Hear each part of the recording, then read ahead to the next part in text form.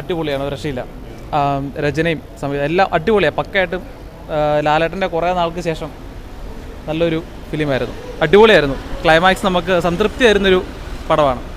ഉറപ്പായിട്ട് must വാച്ചാണ്, family മൂവിയാണ്, അടിപൊളിയായിട്ട് കാണാം. Thank you. പഴയൊന്നും പുതിയൊന്നുമില്ല, ലാലേട്ട് എപ്പോഴും ഒന്നാണല്ലോ. നല്ല പടമാണ്, നല്ല സ്ക്രീൻ പ്ലേ, നല്ല മോഹൻലാൽ നല്ല നല്ല തകർത്ത് അഭിനയിച്ചു. പൊളി, എല്ലാം സൂപ്പർ.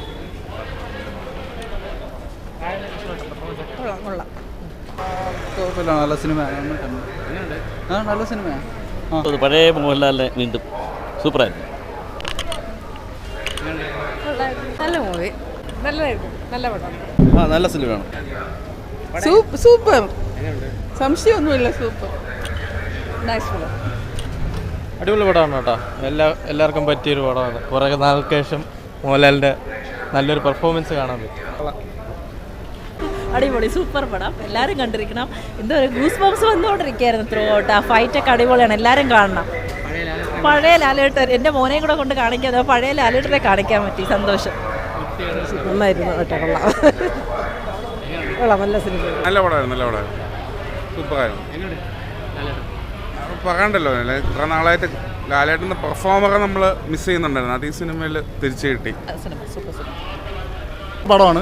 അതായത് എന്താണ്, കുറേ കാലങ്ങൾക്ക് ശേഷമാണ് ഇത്ര അഭിനയം വരുന്നത്. എമ്പുരാനേക്കാളും എനിക്ക് നല്ല ഇഷ്ടപ്പെട്ടതാണ് ഇത്. മോഹൻലാലിൻ്റെ യഥാർത്ഥ ആ ക്വാളിറ്റീസും അഭിനയങ്ങളും എല്ലാം വന്നിട്ടുണ്ട്. പിന്നെ കുറേ കോമഡികളും പല റെഫറൻസുകളും എല്ലാം ഉണ്ട്. തീർച്ചയായിട്ടും എല്ലാവരും കാണണം. മുണ്ട് മടക്കുന്ന ലാലേട്ടൻ തന്നെയാണ് ഇഷ്ടം, അത് തന്നെയാണ് കറക്റ്റ്. അല്ലാതെ നമ്മൾ ഈ ആക്ഷൻ കുറേ ഇംഗ്ലീഷ് പടം പോലെ എടുത്തു കഴിഞ്ഞാൽ നമുക്ക് മോഹൻലാലിനെ മിസ്സാവും. ഇത് ലാലേട്ടൻ്റെ ഫുൾ എല്ലാ ഇമ്പാക്റ്റും കിട്ടുന്നുണ്ട്. നല്ല 100% റെക്കമെൻഡഡ്, എല്ലാവരും പോയി കാണും. ഫുള്ളി ഗ്രിപ്പിംഗ് മൂവിയാണ്. എന്ന് വെച്ചാൽ എമ്പുരാൻ കണ്ടിട്ട് എല്ലാവരും ചെറുതായിട്ട് ഡിസപ്പോയിൻറ്റഡ് ആയിരുന്നു. പക്ഷേ അതെല്ലാം നികത്തി ഇപ്പോൾ ലാലേട്ടൻ ഫുൾ പവറിൽ വന്നേക്കുവാണ്.